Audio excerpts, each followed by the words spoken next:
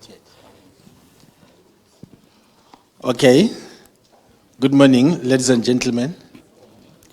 In the program, you see my name there is Stanley Maposa. I come from the Academy of Science of South Africa, ASAF, and I'd like to welcome all of you to this meeting of the Innovation for Inclusive Development, IDD seminar, talking about the 2019 White Paper on Science, Technology and Innovation. Today, the 2nd of July 2019 at Future Africa. It's a bit cold, but I think as the day goes, we'll start to remove these jackets and interact more and more about the white paper on science, technology, innovation. We are online. We are trending. All these login details, all these handles, are they called handles? Twitter handles, and you can Skype, you can do everything. You can tweet, you can inform others of this meeting that are not participating with us today, so that we take this dialogue beyond the place where we are today. But for the sake of welcome and introduction and explaining the purpose of this meeting, I'll welcome Mr. Imran Patel, who is the Deputy Director General for Socio-Economic Innovation Partnership in the Department of Science and Technology, who's going to just give us a background and an introduction to this meeting. Let's put our hands together as we welcome Imran to come and share this evening.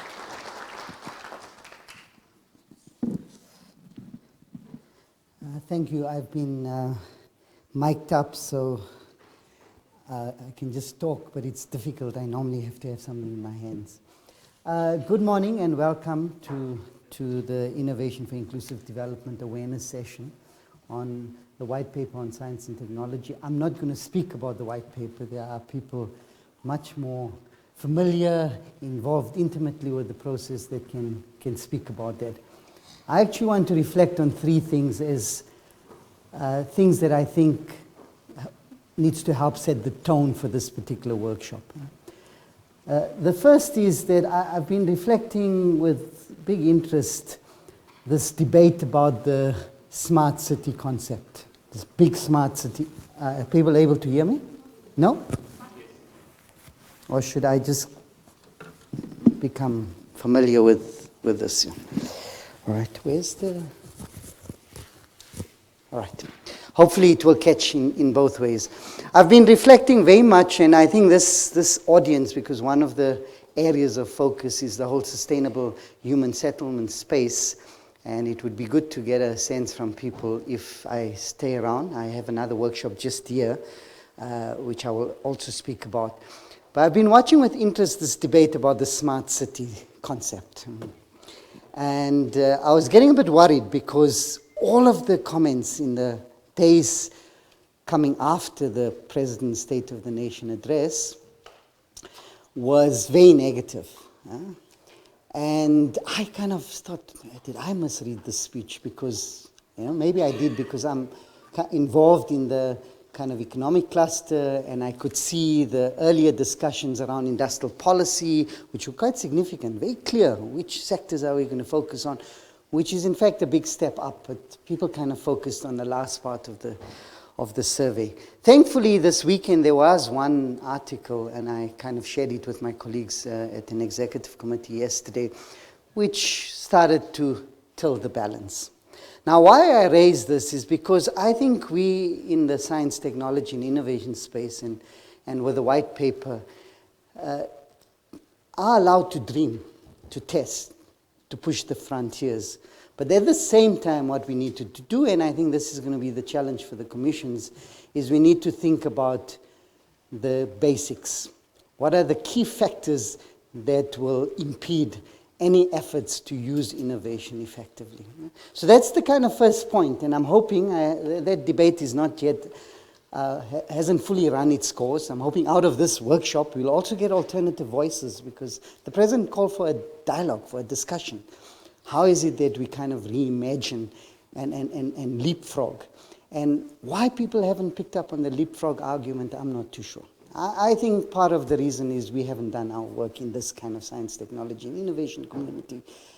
But then be guided from the fact that we're not just dreamers.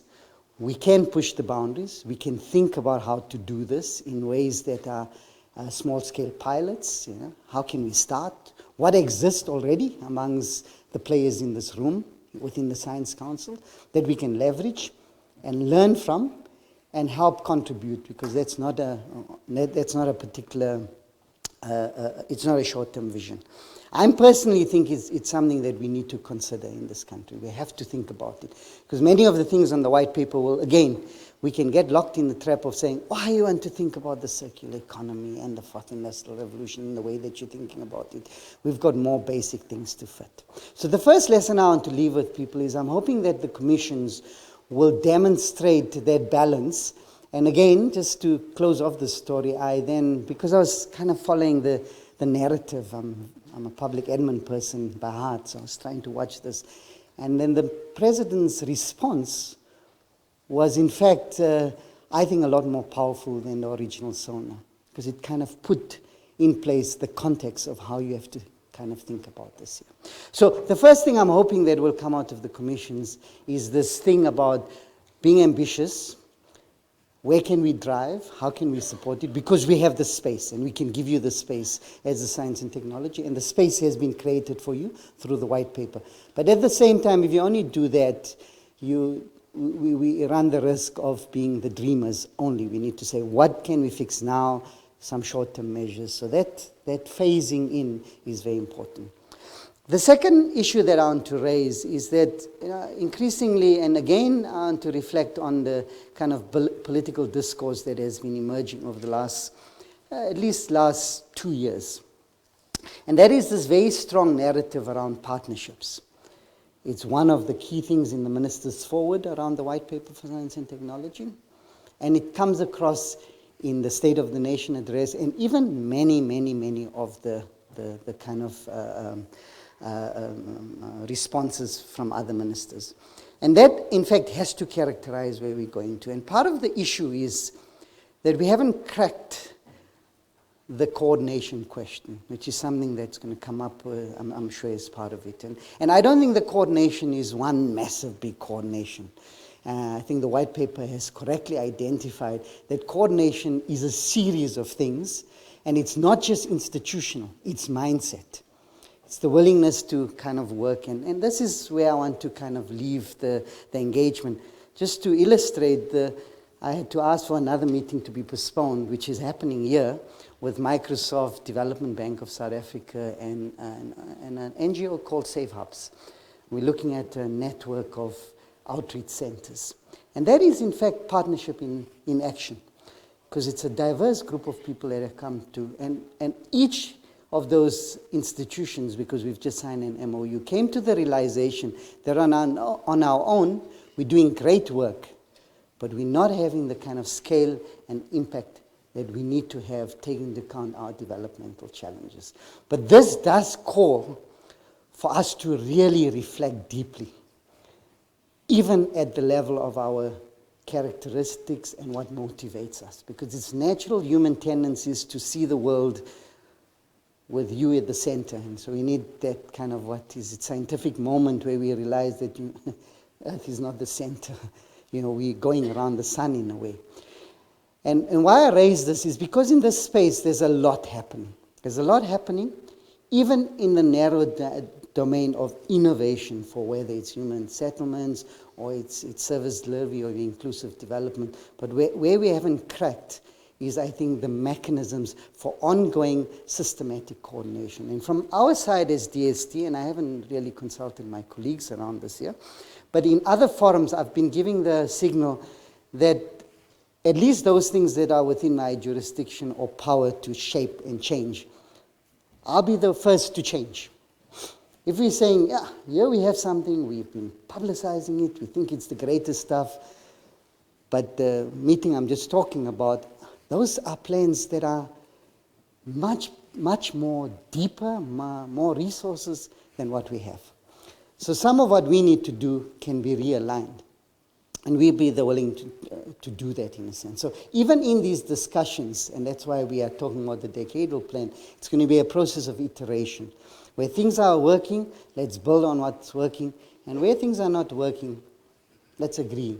And some of those things that are not working may be things that DST has been championing even for the last 10, 15 years. Or it may be working, but it's not working at the scale and the impact that we require it to be working at.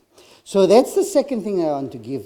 It's really about finding the partnerships and finding the institutional models where people can buy into a much more bigger vision. And that's not easy. That's very difficult. One experience I have in this regard was when we did the whole global change grand challenge as part of the 10-year innovation plan. And it took a long time. It took 18 months. And part of that, once the DG said, you managed to bring together a diverse group of people. What was the kind of success? And it was the issue of being an honest broker. So I want people to be open to listening what other people are doing and then finding the connections, because as the DST, we don't want to be funding a good project at one university and a good project.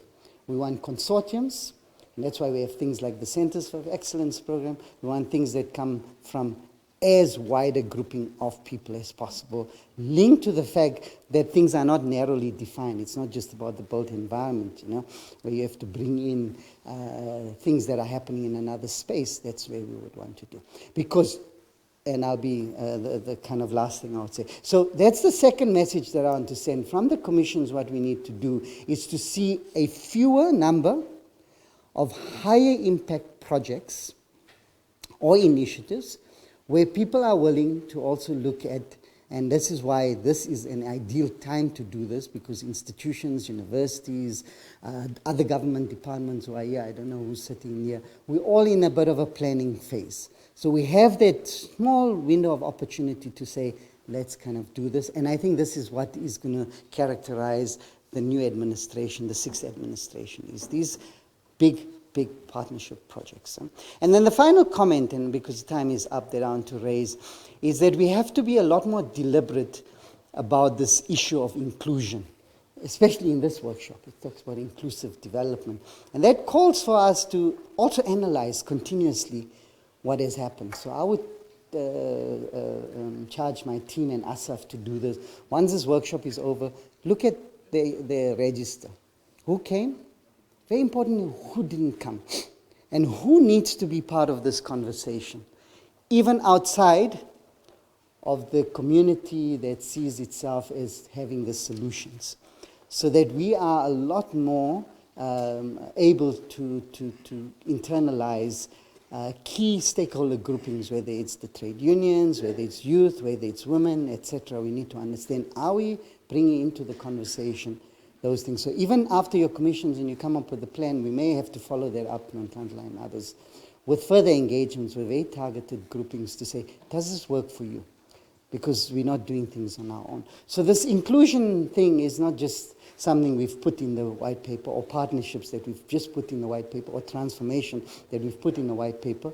We're going to have to also learn how to do transformation, partnerships, and innovate and inclusion in a way that makes sense. So I'm hoping that just those three watchwords, transformation, innovation, and partnerships, which is in the minister's forward to the white paper, in fact, acts as a backdrop to your discussions as you go into the details, and so that we can kind of keep that as drivers of whatever plans and projects and partnerships that emerge out of this workshop. But good luck with the rest of the day, and I really look forward to seeing what comes out of it, and this will feed into the decadal plan. I think those things will be explained later. But let me leave you at that and get the next speaker on board. Thanks.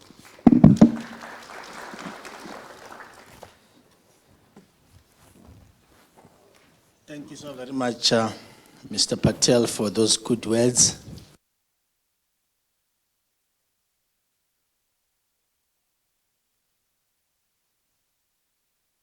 The other message that you gave to us, that we need to find out who came, who did not come, and who needs to come. And maybe in that, we'll steal a few minutes from the next speaker, just to see who came. Can you just quickly introduce yourself, just your name and where you come from? Don't say more than that. I am so and so.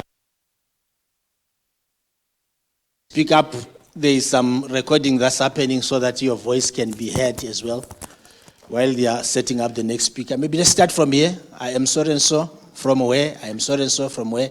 And we follow that line.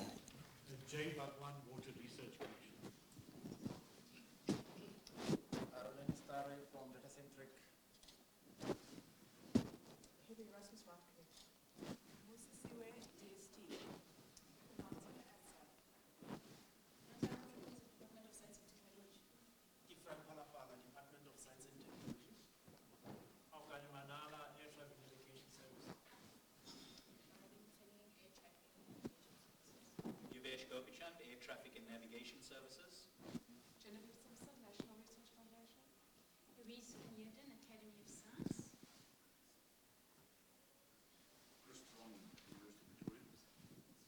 Richard Glover, International Science Council, the Regional Office of Africa. International Science Council, the Regional Office of Africa. Stuart Precision Medicine for Africa. Lester John Mahova, Bricks Manufacturing Working Group. Travis Somodao, Agricultural Research Council. Yeah, Robin EST. Randy Wingfield, University of Victoria and ASA. John Fraser, ZA Confidential. Mariana Purnell, Agribusiness Chamber and NSTA. I'm Trudy Jubal, University of Pretoria.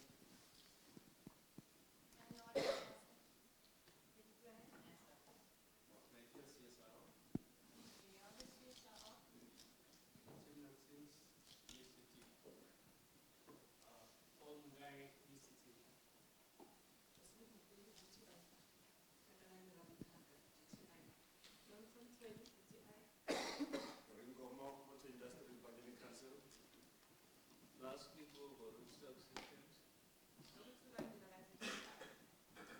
Gerda Botha from SAPNet. It's Malio from Innovation Hub.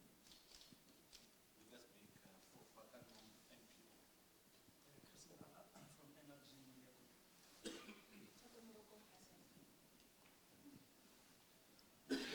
Thomas University of Pretoria. Robin Crew, University of Pretoria.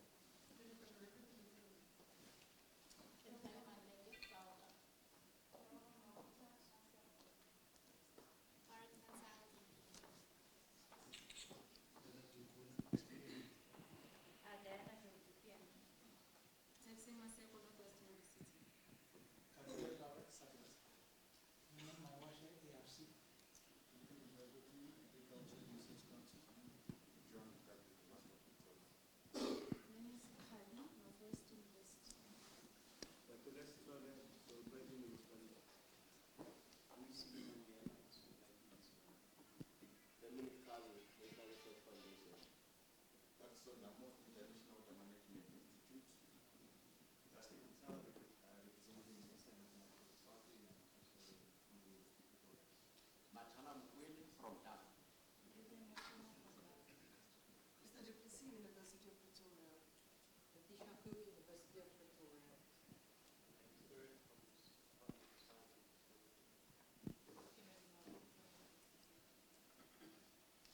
Bonaparte from South African Corporation. Linda McCartney from University of Pretoria. Chris Mabuka, University of Pretoria. Malaga Clifford, MICT Good morning, Lynn Carter from Riverside Community Pretoria. Susie Kasa, African United. Saul van der Walt, Technology Innovation Agency. David van Vuren, University of Pretoria. South African Bureau of Standards. James Knudsen,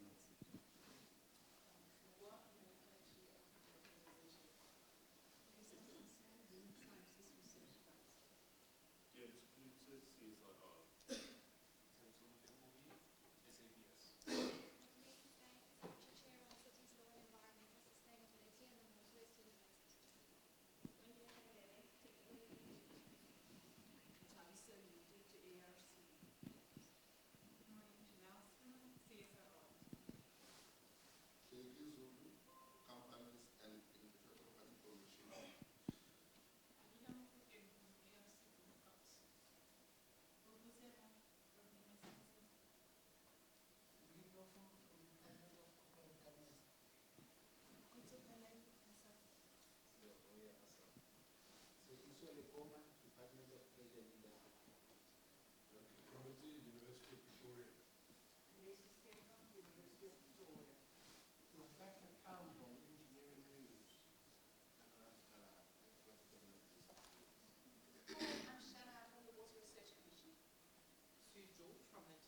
Association for Impact Assessment, South African affiliate.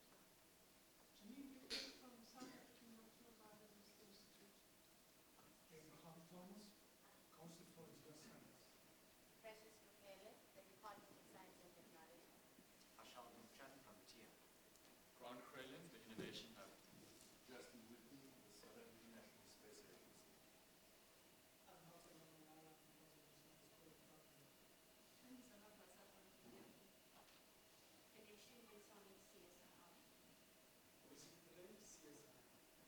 and Sonic CSR.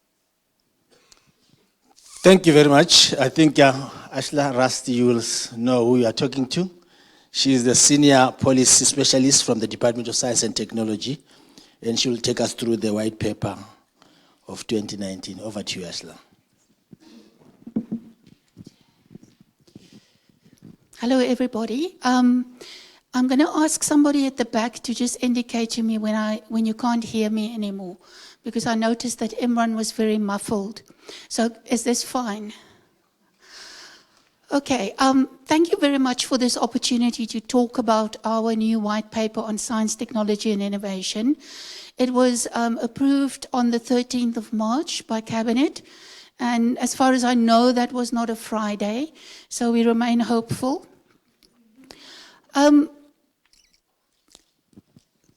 I just want to, okay, let me see.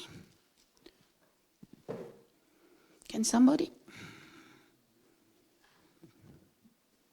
It's a bit frozen.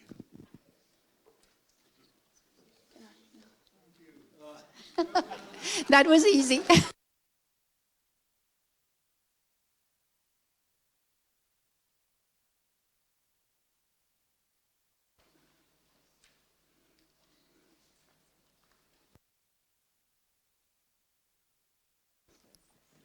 Those arrows, okay, good.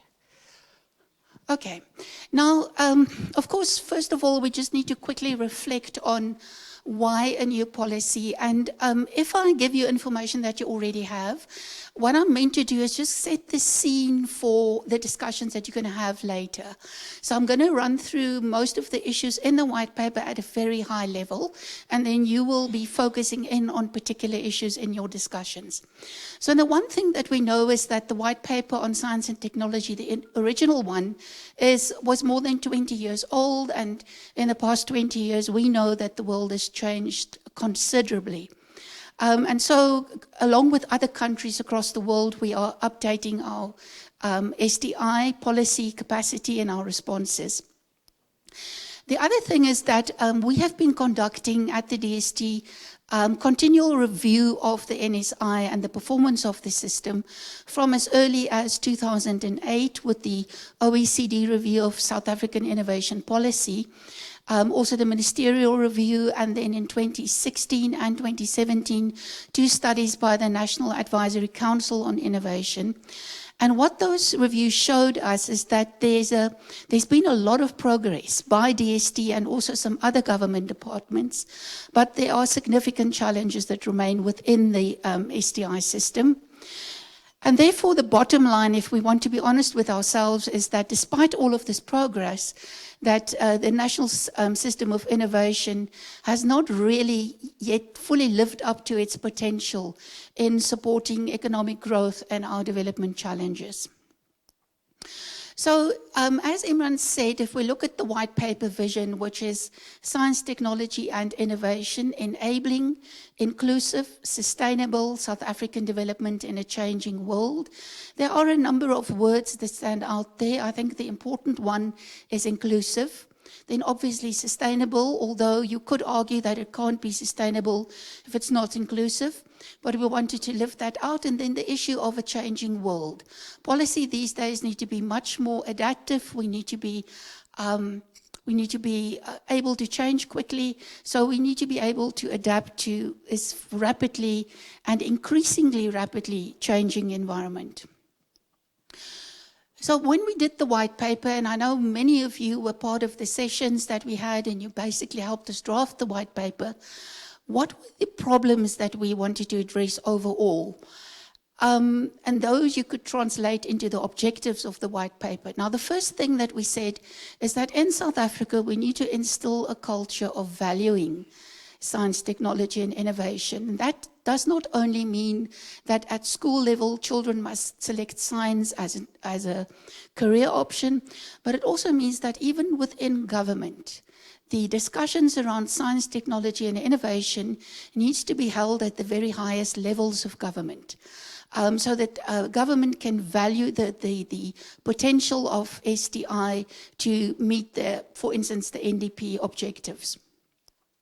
Then the other issue, we wanted to create a more inclusive and enabling governance environment, and this also speaks to what Imran said earlier about we haven't cracked the coordination issue and the importance of inclusivity. The review showed us that over the past 20 years, facilitation, innovation, particularly off the public side of STI, has remained fairly stagnant. So we really need to step up our measures to facilitate innovation and to create an enabling innovation environment. Then we need to continue with our efforts to increase and transform the human capabilities for the science system, the science and innovation system rather. We need to expand and transform the research system. We need to expand the institutional landscape to meet expanded mandates and expectations. We need an expanded landscape. And for all of this to happen, we need to increase funding, but more particularly in the beginning, as the fiscus is under pressure, we need to increase funding efficiencies. I just want to, before I go on to the next slide, just talk about this concept of transformation. I think most of us are used to people using the word transformation in a demographic sense. But what is important here, and the white paper also stipulates that we're needing to look at transformation in a wider sense. For instance, also spatial transformation. And also transformation from a resource-dependent growth path to a more sustainable growth path. Also, environmental transformation is necessary, as I just said. Okay, so if you sort of keep that as the background to the objectives. Now, what I'm going to do now is I'm going to spend 2 slides on each of these high-level objectives and give you an example of some of the policy intents in the white paper so that you can see the thinking. Now, if we look at improving the governance of the NSI and making it more inclusive, what we have said is that we're going to have an annual STI plenary, and that is going to be chaired by the presidency. And we're going to bring together the NSI actors at that very high level with the presidency and all the advisors and the people that they use in the presidency to drive the growth and development agenda.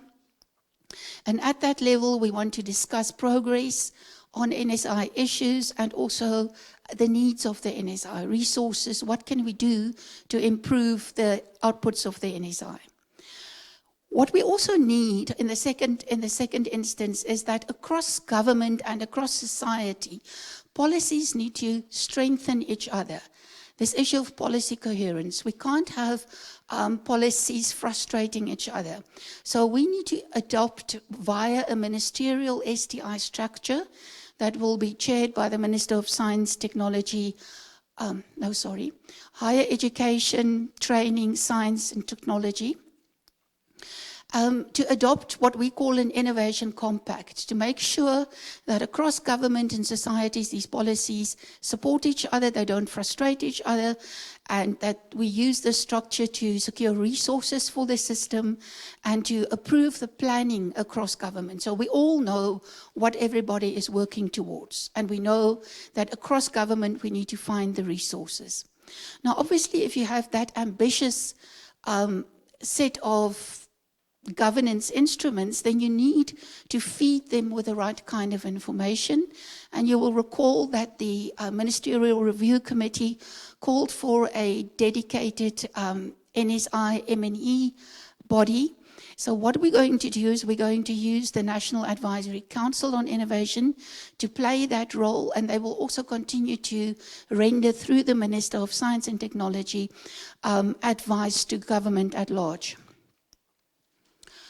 Other issues in terms of inclusivity, we want to start using IP from publicly funded R&D to help transform the ownership of the economy in an appropriate way and in such a way not as to damage the economy or the research outputs.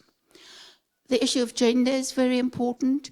Then again, coming back to this issue of policy coherence, there are, in our thinking, there are a couple of critical policy nexuses that we need to revive, one on the economy, education, and social issues. So you can also maybe say on the environment, where we need to have these departments and role players and actors working together so that they work together and they don't frustrate each other. Particularly also sector coordination needs to be improved, and the instrument we're going to use, and we already have started and we have some of those, are sector SDI plans.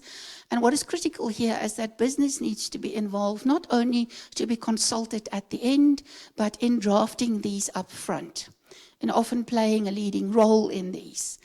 And then civil society as well needs to come more to the fore in these planning issues. Then in terms of enabling innovation, I've already spoken about South Africa's innovation culture. We need to sell the idea that South Africa is not only a consumer of technology, but also an innovative nation that is a developer of technology, that is a leader in certain science fields. We need to celebrate role models, and there's a whole raft of proposals in the white paper on this. I've spoken about this innovation compact across government that will make it easier for innovation to happen. Then the issue of knowing what are the priorities of government. Again, this issue of coherence. And this means that we need to have these decadal plans that says for the next 10 years, this is what government is going to focus on.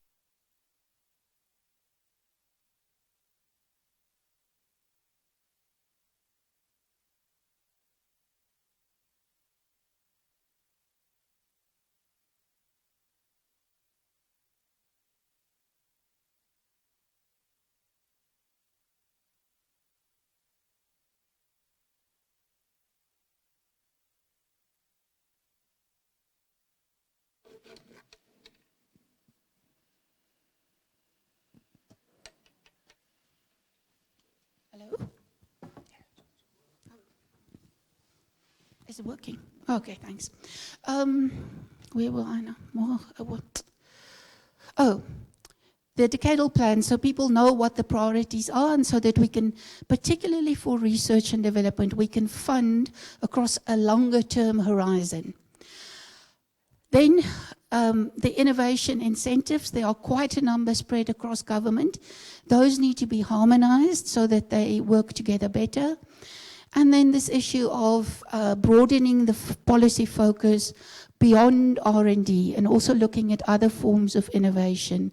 And particularly South Africa is a services economy, and what do we need to facilitate innovation in the services economy? Up to now, a lot of effort has gone into the national level of innovation. There was a lot of policy doing, and a lot of discussions happened at the national level between business associations and national government. What needs to happen now is that the innovation footprint needs to be increased to increasingly involve provinces and local level administrators and also grassroots social innovators, and to be able to make sure that from knowledge development into innovation, although please, I just need to say we realize that innovation is not a linear process, but to make sure that that knowledge development finds its space, if it's possible, into innovation. We need to strengthen offices of technology transfer. Increased support for business runs throughout the white paper in various forms. There needs to be particular programs linked to integrating innovators into global value chains. So not only supporting those first levels of development, but also making sure that they are successful globally. Locally developed technologies, there's a lot of scope there to use government procurement, for instance, to adapt local technologies, creating markets, and therefore pushing innovation. And then we have new sources of growth, circular green economy, the next industrial revolution, and so forth. Now, in terms of human resources, or I would rather say human capabilities, one of the issues right at the basis is to build a science-aware society, training science journalists, expanding science centers, with support from business, so that, and this links to that issue of a culture of innovation in the country. And then in terms of the transformation of human resources or human capabilities, we're not only talking about focusing, as in the past, mostly on PhD, high-level kinds of qualifications, but also on more technical skills for the economy.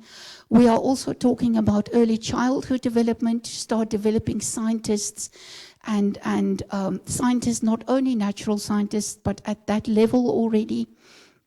And therefore, you would have seen the shift of early childhood development into education departments, away from social development, to make sure that we build this pipeline.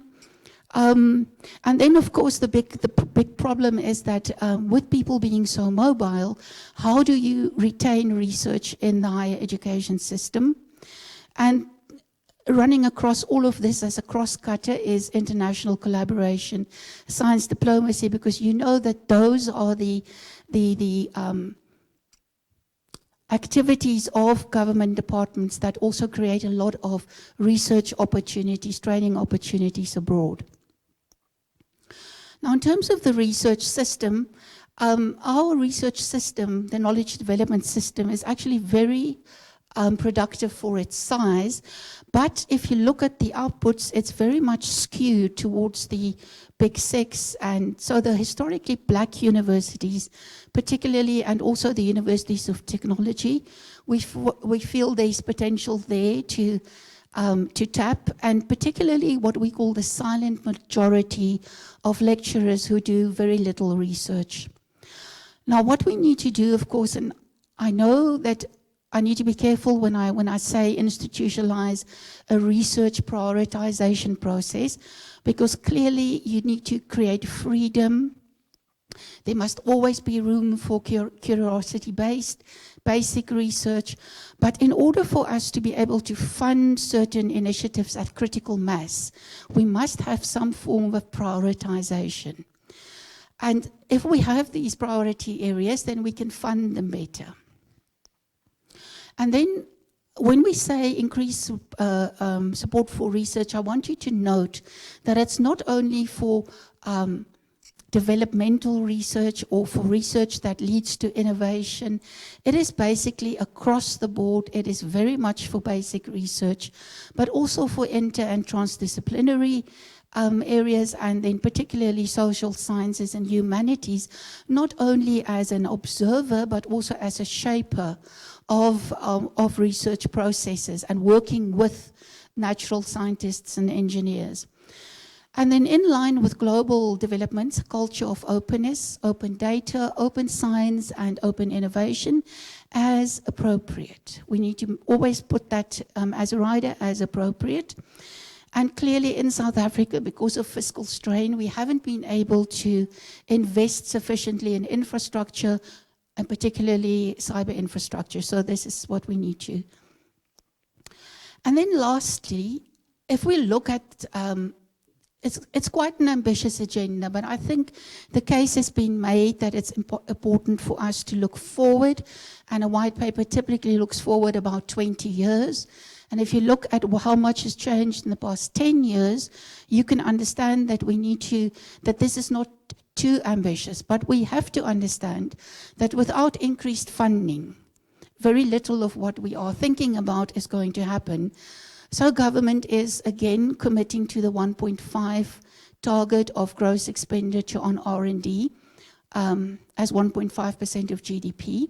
But we're saying over the next 10 years, as the fiscus improves, but not only government, it's not only government that needs to be investing this funding. There's a sovereign innovation fund that people are working on. We need to have a structured way of engaging with these new funding sources, for instance, corporate social investment and crowdfunding.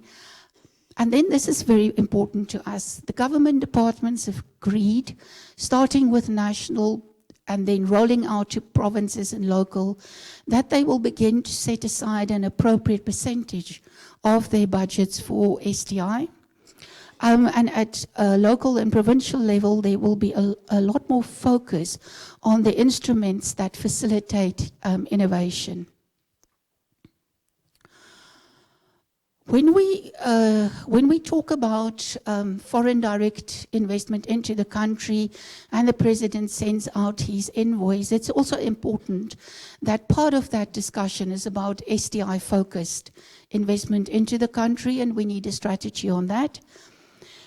And then there needs to be much closer cooperation between our development finance institutions in South Africa, and we need to get them on board to help us to get support for STI-driven industrialization.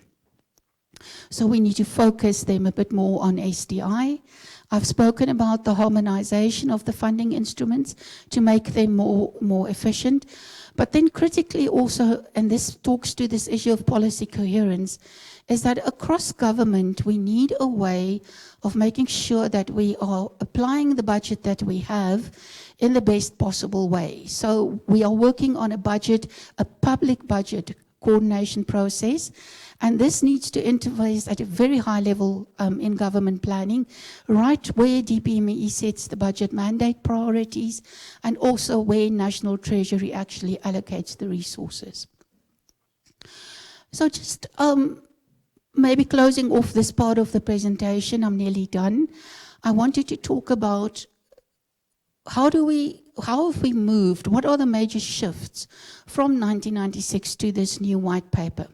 So I think the overarching shift is in 1996, there was a lot of focus on actually developing and building the NSI, setting in place institutions. Remember when the government came in, the new government, there was no coherent SDI policy. So everything had to be done from scratch. Now, 20 years later, there's been a lot of growth and development, and we need to focus a little bit more now on the impact of this. How do we use SDI to develop and make sure that we pick up economic growth in South Africa? A very obvious difference is that in 1996, the focus was more on science and technology, and at the moment we're talking about science, technology, and innovation. We've brought these issues of innovation culture, government innovation compact into the white paper.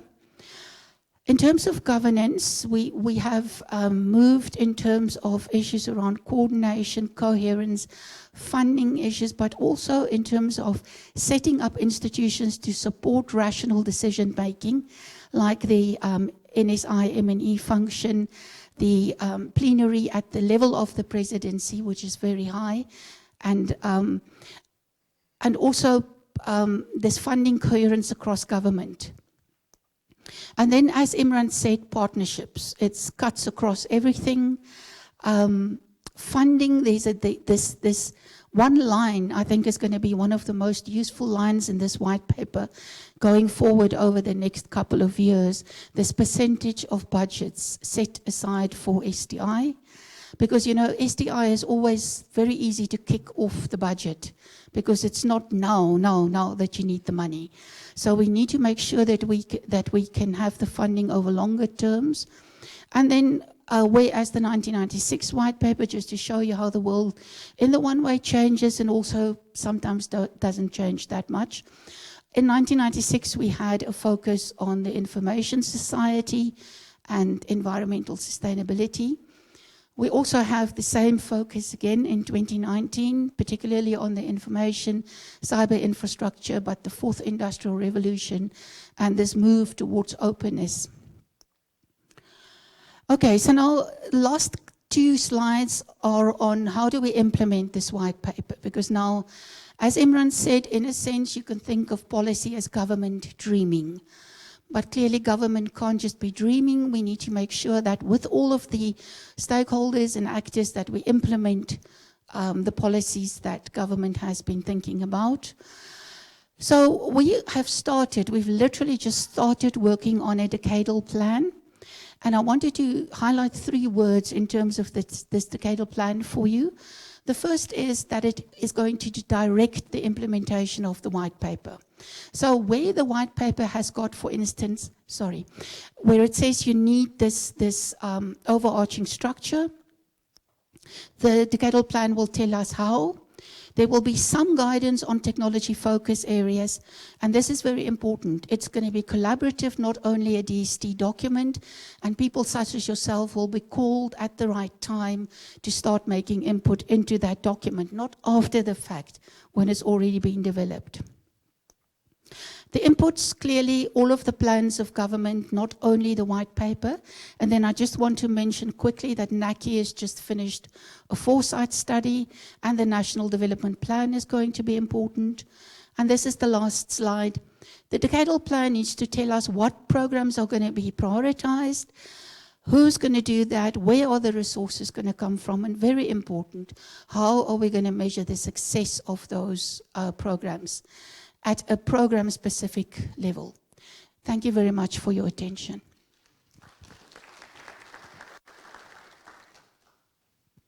Thank you very much, Ashla. Okay. You must sit.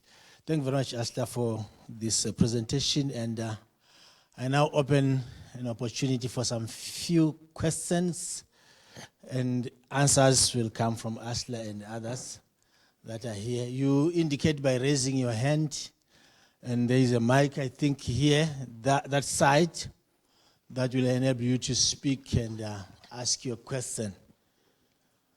Any takers? I see one question here, 2 and 3. Let's start with those 3. 1, 2, 3. Somewhere here.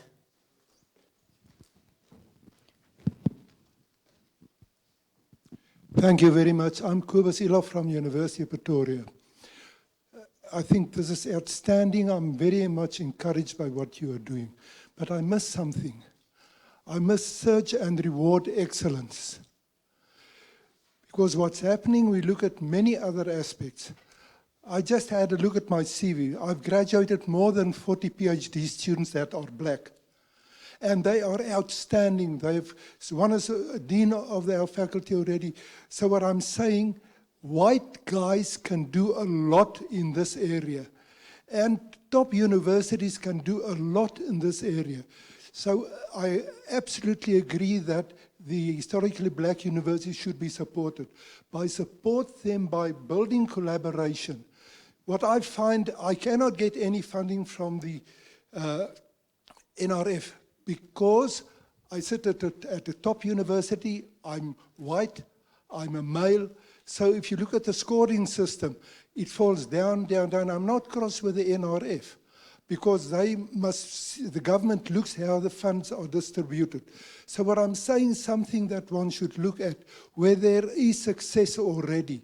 Support the success to attain your goals, not to take money away, but I think really there's an opportunity and something that goes at the same way. There's a lot of wonderful work going on in universities with a lot of economic potential, but there's a big gap because academics don't have the idea, they may be working on the wrong problems, and if they have a good solution, they don't have the expertise to exploit it really. So I think that is something that there is still a gap in commercializing our innovation. Because what's happened, you do good work that's got economic potential, and then university wants you to patent, so you don't publish those results. The PhD student goes away, and the thing just dies about there. Thank you. Second question there. Okay.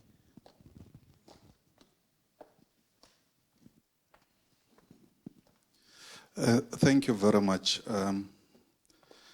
My name is Makhabu once more from South African Bureau of Standards. Thank you very much for the good presentation and unfolding the whole white paper. And it is a proven fact that innovation and technology are actually the integral part of development, modernization, and commercialization. And it is for that reason that through DTI, the study was commissioned on the technology, commercialization, and also completed that study. So the speaker just actually also touched on something that I wanted to say.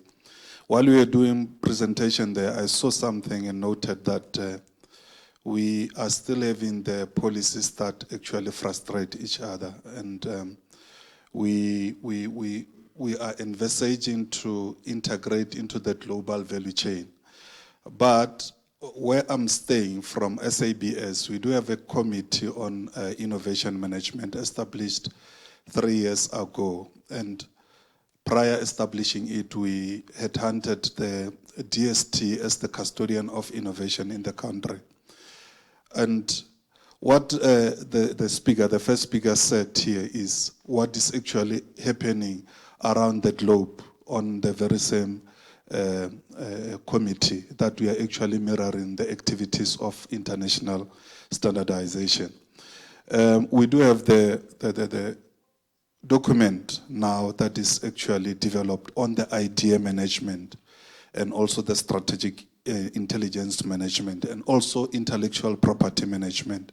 So the rewarding and the searching, search and reward excellence, they are actually outlined in the idea management. How do we ensure that we manage the ideas and the intellectual property management? So Okay, round up. we actually working in silos, yet we want to achieve something and we cannot achieve that. I can see that we have got the academia, the industry, the government, and et al., which are coming together, chaired by the ministerial committee. But as I look, we're only having few research institutes in the committee that we are having at the SEPs, and our government and industrial experts are not actually coming into party when coming to the global discussions. So maybe if we can have such forums in a way that we actually invite all the role players, as you have said, indicated that this is actually not the DST,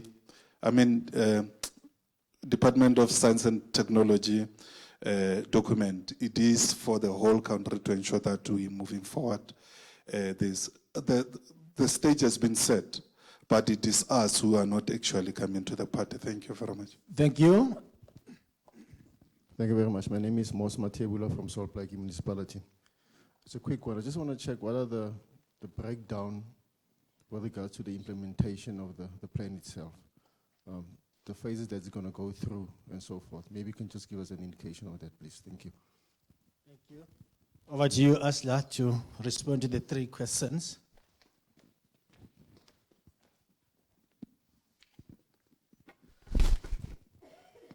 Okay, thank you. I'm going to take the first question first, the issue of rewarding research excellence. I think it is a valid point. And in our discussions around the white paper, at one stage there was some text in the white paper to the effect of trying to counter the effect that you are talking about, to make sure that you build linkages between established researchers and people, emerging people. What we said is that we needed to retain the experienced researchers, whatever their color and their gender is, and we need to build in incentives into the system for them to actually monitor and bring up through the system newer, younger people. So I think that is an issue that is very much in the forefront of the thinking. We will just need to make sure that we that we think together on what is best to, how do we do this.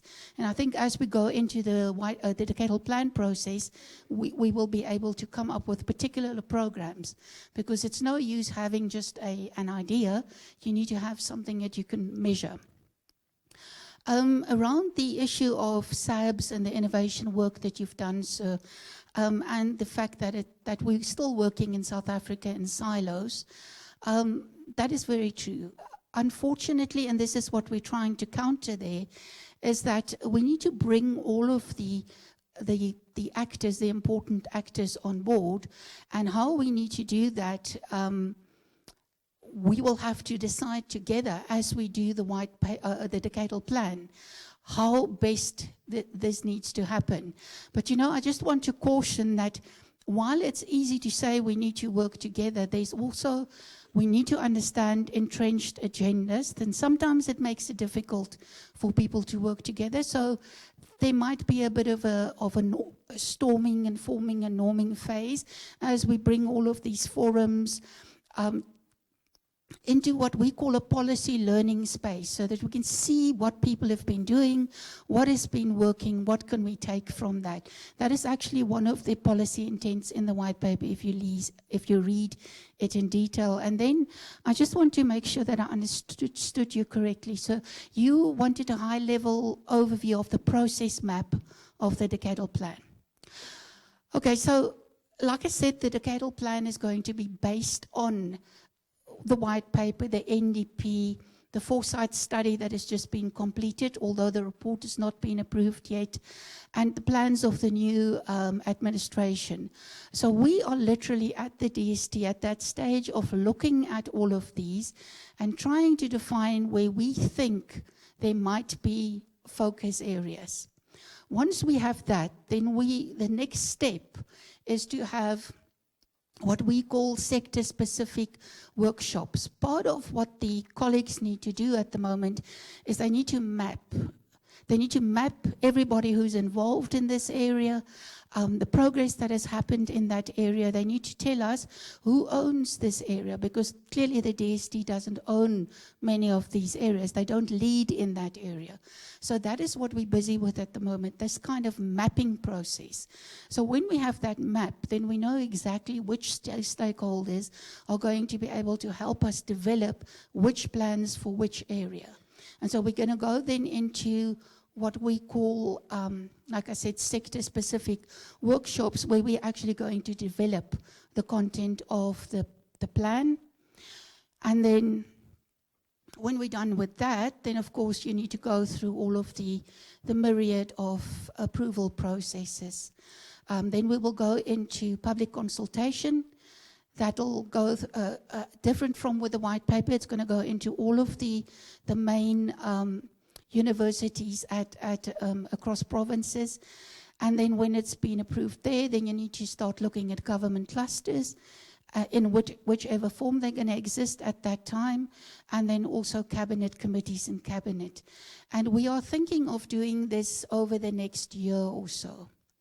So this is an opening gambit, an orientation session, awareness raising, and people will be pulled into the process at the appropriate times.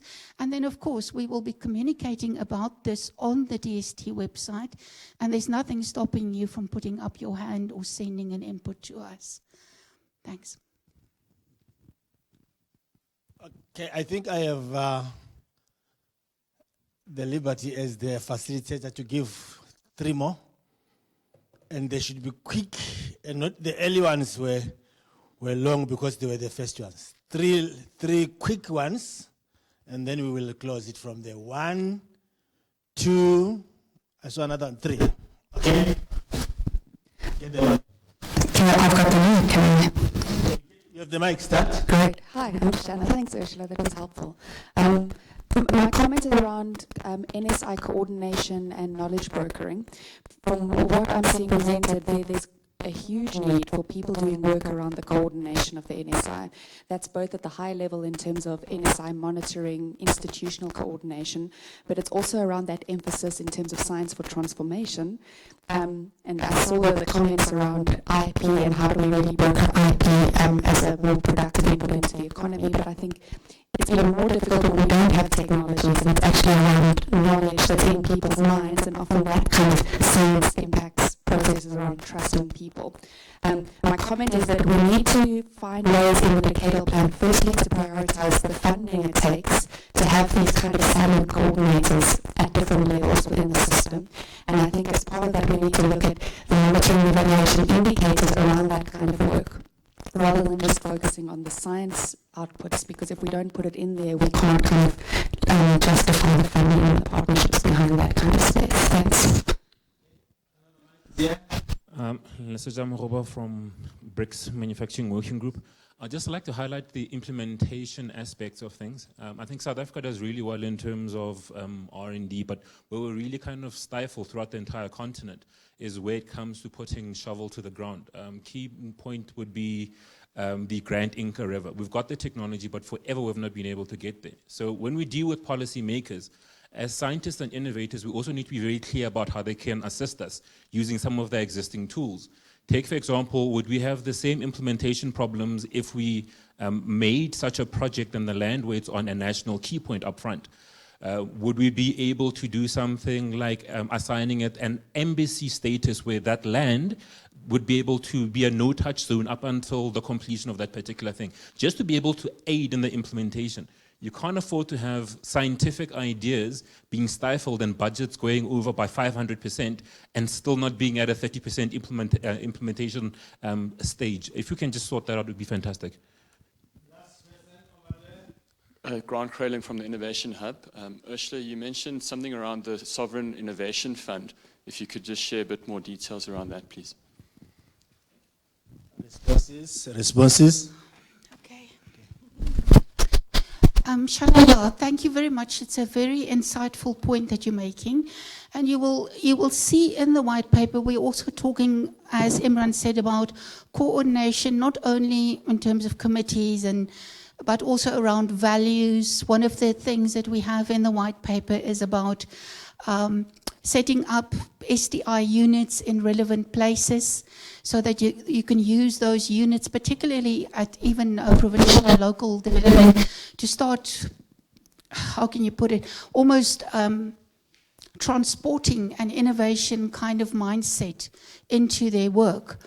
And then I want to talk about, just answer you in terms of the M&E framework that we're going to do. It's not actually just an M&E framework.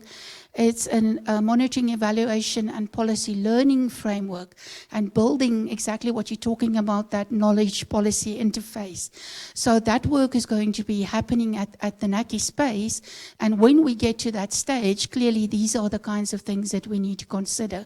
Because while it's easy to take the R&D survey and publications and so on, they don't give you the whole picture. And issues like trust and how, it's very, very difficult. It's difficult to get your hands on. But we need to engage with them as a science system. So I think that's a point very well taken.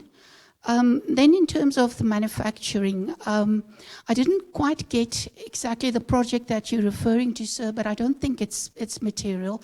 I think what is important is this issue of who do you bring on board at what stage. This issue of what academics call dynamic consultation. At certain stages, you need to bring certain people on board, and clearly it's going to be very difficult to bring policymakers on board too late. So, but again, this whole issue of how do you support commercialization? How do you make sure that even at that small sectoral level, that the initiatives do not frustrate each other, but they work together?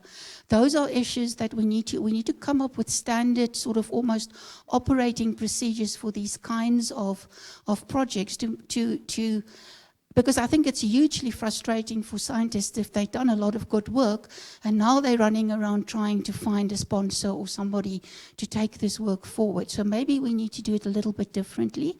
But clearly we would need guidance from people at universities, the people who actually do the work, to tell us what would they need from policymakers, what kind of frameworks need to be put in place. And I know at the DST, for instance, in Program 5, there's a lot of work, and they have done that, but clearly we need to improve on that. And then Grant, around the Sovereign Innovation Fund, I'm not quite sure what you want to know.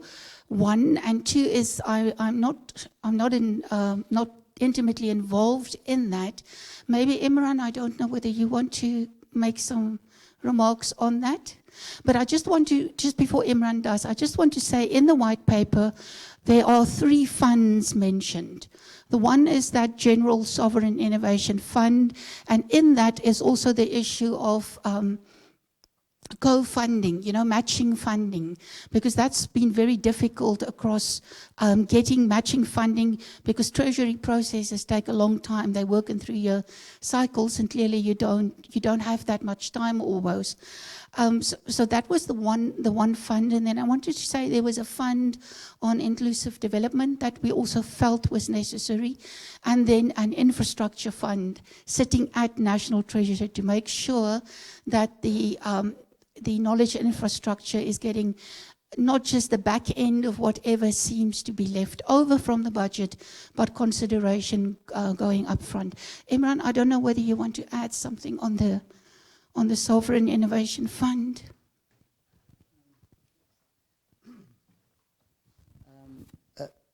Like Ursula, I don't have the latest details, but the concept of the Sovereign Innovation Fund has been accepted. At the time when we were discussing this, it was combined with the gaps that small business development had identified. So there was a joint team put together with small business development, science and technology, and treasury to conceptualize that. That work hasn't been done, hasn't been kind of fully developed, because even in the small business space and in the innovation space, the requirements far exceed what is available, and whether it would be 1 fund or 2 funds, those things haven't been developed. But watch the space, because something that's, I mean, there's work being done, and I think as the new administration comes into play, there will be kind of final decisions taken around how to take that forward. But the idea with the Sovereign Innovation Fund is in fact to create a targeted instrument that does in some ways what has been identified by people, that gap between good ideas and commercialization. But where we pitch it, which levels, what advanced technologies, those rules have to be developed, and over time the rules may be expanded as funding becomes more available.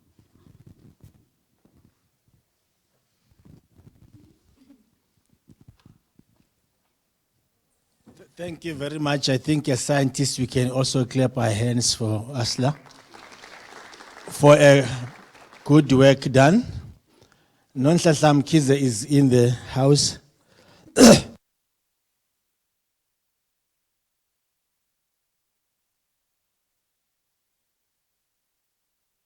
She's going to take us through the innovation for inclusive development strategy. Stay put. There are still some more sessions where more and more on this, but also even for those that are live streaming back home, you can type your questions down there in the live streaming session so that we can handle them here. Nonhlanhla, over to you. Good morning, everyone. I'm basically going to take you through not the strategy itself, but the main pillars of the strategy within the context of the white paper. And as I do that, I just want to start off by saying, following from what Ashla had shared with us in terms of the focus, the change in focus from S&T to STI, and our own evolution as a national system of innovation in South Africa, I just want to mention 2 key things. The 1996 white paper, one of the things that the 1996 white paper committed to was not only harnessing or leveraging science and technology in terms of economic growth, but also harnessing science and technology as far as contributing to improving the quality of life for all. So thereafter, in 2002, I think the National Research and Development Strategy introduced what is called the Technology for Poverty Reduction Mission. And the Technology for Poverty Reduction Mission was one of, I think, 5 or so missions that were introduced, but specific focus on how do we harness science and technology to make available, to develop and make available technology solutions to improve access to basic services, to improve the capacity of the state to better deliver those services, but also to basically ensure that the system of innovation itself is inclusive and allows is accessible as well. So participation from a range of actors in South Africa. So that focus, as far as the Technology for Poverty Reduction Mission was concerned, was mainly implemented in terms of 2 aspects: sustainable livelihoods, or what we call now innovation for local economic development, and also sustainable science and technology for sustainable human settlements. So that was in 2002. Then we started the work implementing the Technology for Poverty Reduction Mission.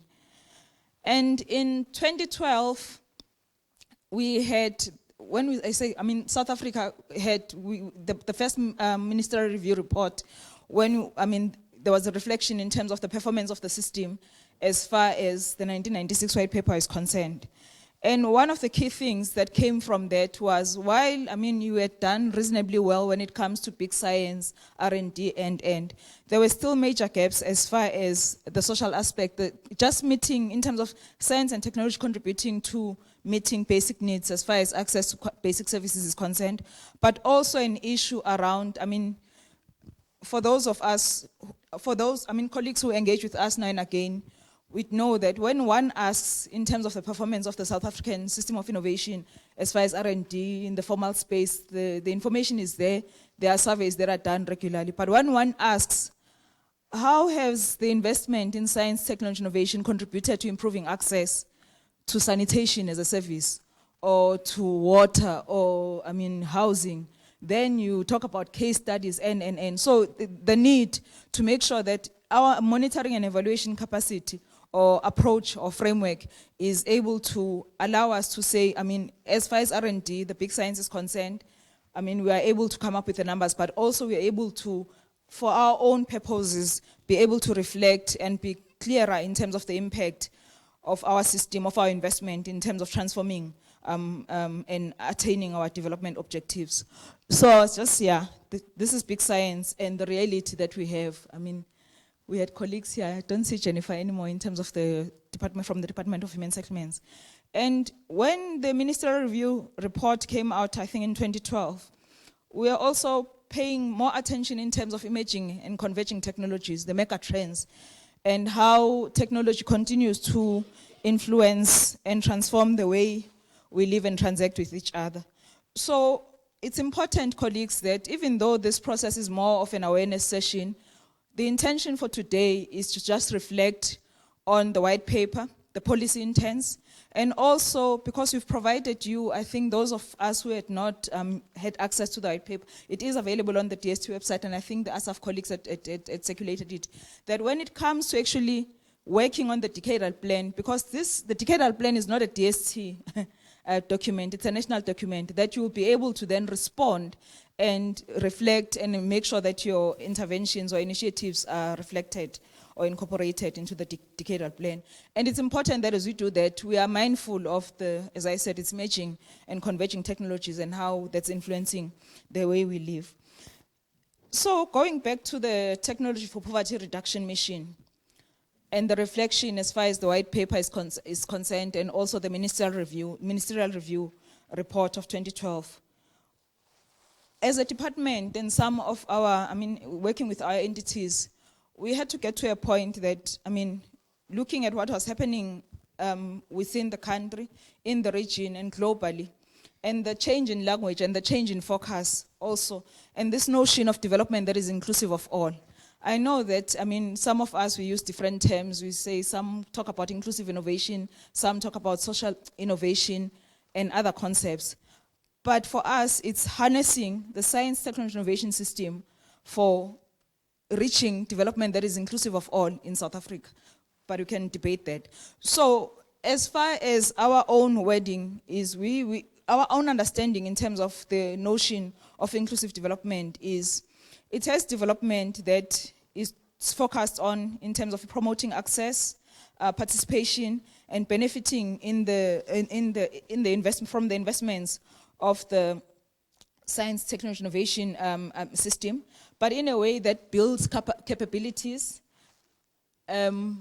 unlocks opportunities, and also improves the living conditions of all. And also, one of the key guiding documents that we have is, in whatever we invest on, in whatever we do, we need to, as a system, to... So it's this, my bottom right. Make sure that we contribute to addressing the issues in terms of eliminating poverty and reducing inequality, and also making sure that whatever we do, we contribute, our science, technology, innovation system contributes to transforming South Africa. So that's broadly it. The pillars of the Innovation for Inclusive Development strategy, we needed to be very targeted, because, I mean, we could have said we'll do everything. But in defining the pillars or in selecting the pillars, we had to look at where are we facing the most pressure as a country. And one of such areas is the delivery of basic services. When one goes into the status A, in terms of the general household survey, you'd see there's the improvement. But some of us, we still have debates, I know, I mean, with colleagues, for example, colleagues from the Water Research Commission. When we talk about, as an example, access to sanitation, that it has improved. Some colleagues then speak about the underserved. They are served, but they are underserved. The unserved. What do we do about maintenance and operations and a whole of other things? And when we look at municipalities themselves, how is the work that we're doing in universities, in science councils, in the private sector, and NPOs going to contribute towards improving the capacity of the state? For example, in terms of better or evidence-based decision-making, decision support tools, more responsive service delivery systems, and. This information is available from Status A, but I mean, we'll share the presentation as well. So the point that we are making is, as we think in terms of the decadal plan, it's also not about just looking at the numbers as far as people who are currently served when you're looking at basic services, but it's also looking at, is there a different way of maybe what solutions are there, or what solutions are there to do things differently that we need to be looking at? With the DST and the Water Research Commission, and I think, I mean, working with the DTI as well, within the scope of the Industrial Policy Action Plan, we have a new program, not a new program, it's been going on for some years, but it's a program on sanitation. Because some of us then argue that, I mean, with the technologies that we have available at this day and age, there's no point why we should still be rolling out VIP, but that's a debate. So in terms of the innovation for the delivery of basic services, in terms of that pillar, when one goes to the NDP, NDP makes reference to us needing to be innovative in delivering services and innovative for service delivery. That makes a lot of assumption. It assumes, one, that, I mean, the skills are there, that the systems are there, that if you have a non-Nhlanhla in a municipality, there is a solution, that it's easy for non-Nhlanhla to go to a university and say, please work with me in this regard, I need to develop the solution for a service delivery. It makes assumptions that it's also easy for non-Nhlanhla, when non-Nhlanhla, like Lesage was talking, that it's easy for non-Nhlanhla to say that if I have a solution, that I can go into any of the science or research councils and get assistance so that my solution is developed to a point where also the likelihood of deployment is higher. Others argue that in instances where, as government, we've invested in the development of technology solutions in the service delivery space, why do we not have clear policy in terms of the adoption and the acquisition of those technologies? And for those of you who are keeping abreast in terms of these conversations, you'd note that I think it was in 2016 where we had a cabinet resolution for the adoption of locally developed technologies.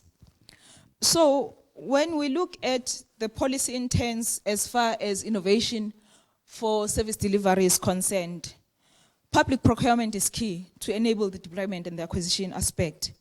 So we acknowledge that, I mean, where government is a buyer, is a procurer of services, we need to have some reforms in how we procure.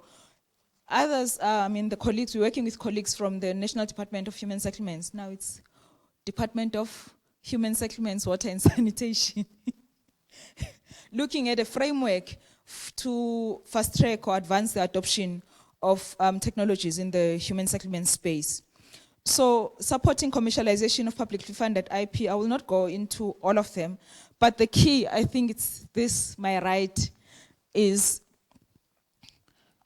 for us to be able, and us collectively, because it's not a government responsibility, for us to be able to make sure that we are able to harness science, I'm just saying innovation here, to support the delivery of basic services. There's a number of things that need to be done. I spoke about skills as an example. We have, I mean, I had colleagues from the National School of Government, because part of the conversation is when we assume that everyone understands what innovation is and the innovation system, that's not necessarily the case. The decision support tools, we know that, I mean, through, as an example, through the CSIR and other councils, we have a number of decision support tools that can aid service delivery. However, the challenge is getting them to the service delivery authorities. And also in terms of the scaling up, models to scale up, and procurement, legislation in terms of procurement is one of the key issues in that regard. So when you go back to your spaces and you're looking at the white paper, in terms of the innovation for basic service delivery, you may say that when you reflect on your own space, the work that you do, there may be more policy intents that are relevant, as long as you are within the context of us as a country being able to better harness innovation for the delivery of basic services. Another pillar in terms of the white paper, not the white paper, sorry. My mother always tells me not to do that. Another pillar of the Innovation for Inclusive Development strategy is a focus on innovation in support of local economic development. We call it ILED. The NDP talks about that our economy by 2030 would have grown by 3 times, that the unemployment rate would have been down to 6% or below.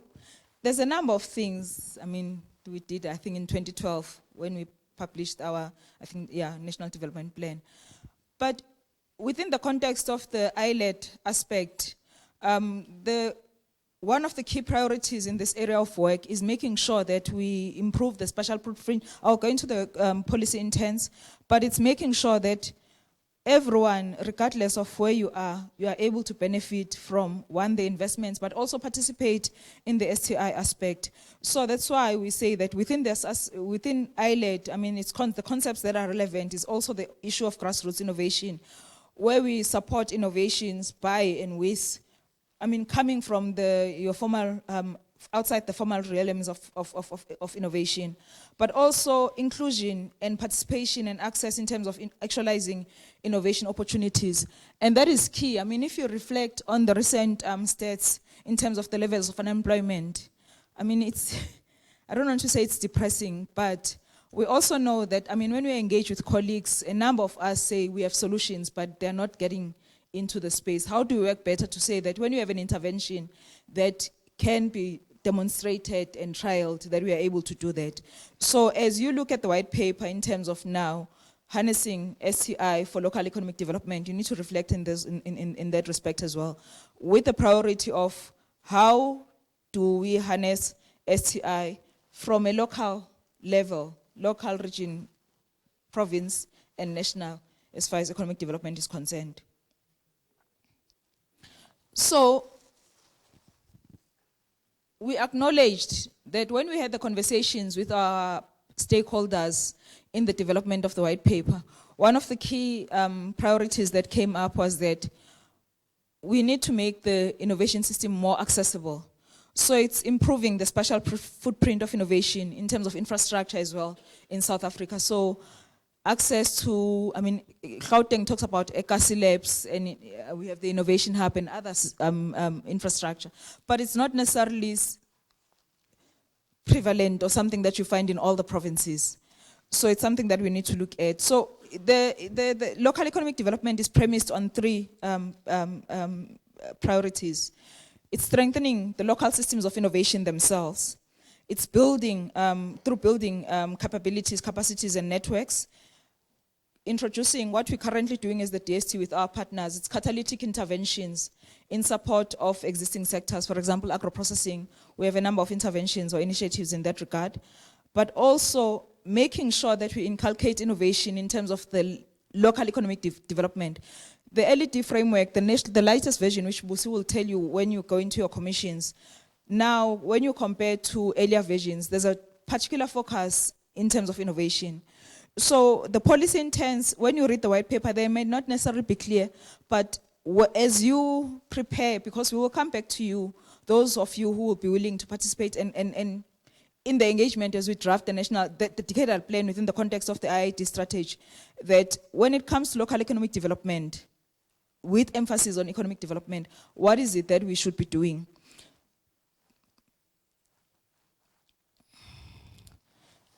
I think it was Imran or Eshla, and yeah, one of the people who made comments in terms of making sure that we are aligned to regional strategies. So when we're working on or developing the white paper, one of the key concerns from some actors was that sometimes we come up as a system, we come up with interventions that are not necessarily aligned to regional development. So it's critical that now that has been said, and it's been said over and over again, that as colleagues, as we go into the development of the decadal plan, when we get to that point and we engage with you, that you look at existing interventions first and foremost, and look at how do we then focus on harnessing STI to improve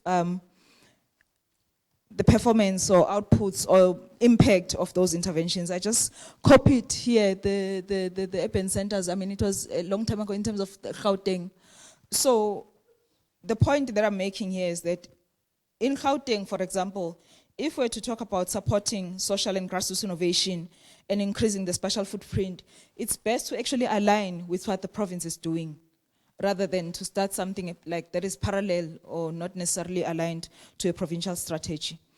And also acknowledge that there are many actors in the innovation system. And when we look at just, I mean, we are expanding, the DST working with the Technology Innovation Agency, we are looking at expanding, we are working on expanding the support to grassroots innovators. And one of the things that has come up that also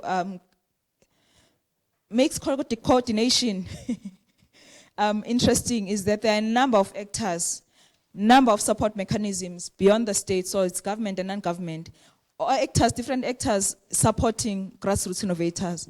But the question is, how do we work together better to make sure that there's maximum output and maximum efficiency, and that we eliminate duplication as much as possible? The Innovation for Inclusive Development strategy also talks about a dedicated focus on youth. When we were working on the first version of the strategy within the DST and with some colleagues, the focus was mainly in terms of youth in R&D, youth in entrepreneurship within the technology space, science, communications, and innovation. And some of you will remember that in 2016, we had a youth indaba where we engaged the youth itself in terms of what do they want to see in terms of STI, how should we make sure that the STI system is able to respond to their needs. So there were recommendations that came from that space, and we are working with those recommendations, but also reflecting in terms of we have a new administration, and within the context of the new administration, what are the new orders that have to be accommodated in the decadal plan going forward from an STI aspect. So as we think about this though, I mean, what is critical is that what came out from that session was that there should be nothing about the youth for the youth without the youth. So that's a particular piece of work that we're focusing on with the youth organizations, but also with priority that whatever we do has to contribute towards mainly reducing unemployment at the youth, and also coming up with interventions that respond to the youth that's not in employment, education, or training. I mean, I give a figure, the 2018, I couldn't get the 2019 figure, but I mean, it's significant. And it's something that we need to work on. The IID strategy also has a pillar on an enabling policy environment. Enabling policy environment, for example, if we say as a country, we are investing in the development of technologies in certain sectors, for example, in water, sanitation, we're developing technologies to improve our agro-processing and. What policies do we need to have in place to make sure that the acquisition and the deployment of those technologies is enabled? I mean, it talks to the point that you were saying earlier. What is it that we need to have in place to make sure that when Nonhlanhla comes up with a solution and it needs testing, that there's space to do that, that the R&D or the knowledge infrastructure is accessible, that we have the appropriate standards. I mean, the colleague from the SAPS was talking about standards. We know that there's a new sanitation standard that will impact sanitation technology providers in South Africa because it's a global standard. What does that mean for us when now, in terms of the South African space, the regional space, the continent, and also the global space?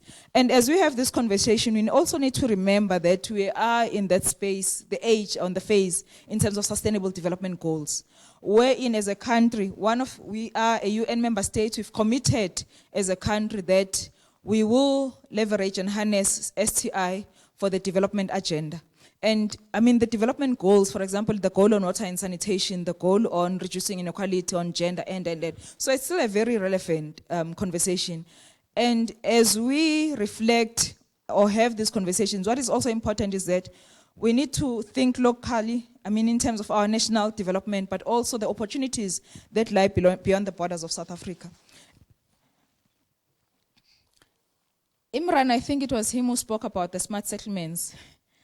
We are working with, I mean, the DST as a stakeholder, we're working with local government, Department of Local Government Association and Cooperative Governance and Traditional Affairs and other government departments to be clearer in terms of when we talk about smart settlements, what do we mean? Because, I mean, we have different interpretations, but we don't have a guiding framework in that regard. I mean, that was just an example that as we engage in these conversations, it's very important to be clear what we mean, what is appropriate for us. And that's why even in terms of the bigger fourth industrial revolution conversation, part of what the country is doing is trying to make sense of what does it mean for us, rather than buying into a concept and not being clear of what it means for us.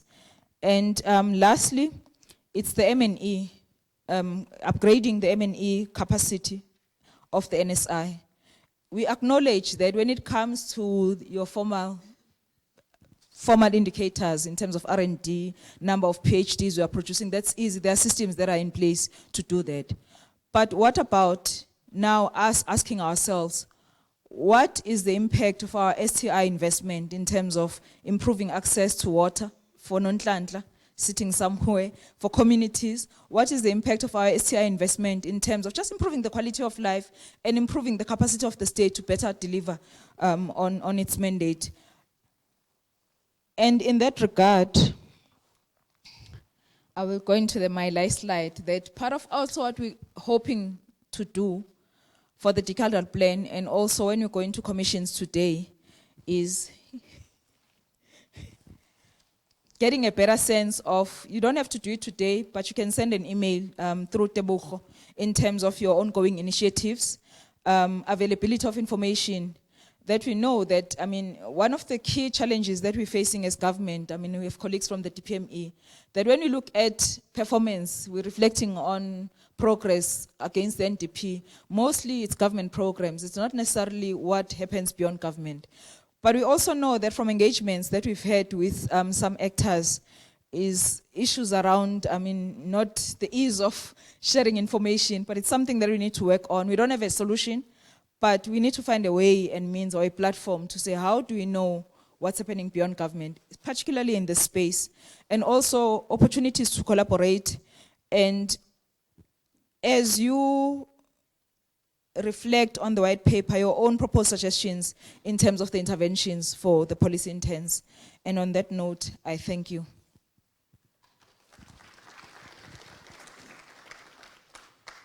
Thank you very much, take this seat. I don't want to call it hot. Take this seat for a minute or so. I have three questions that I'll give. Any people who want to do questions, 3 people, and make it.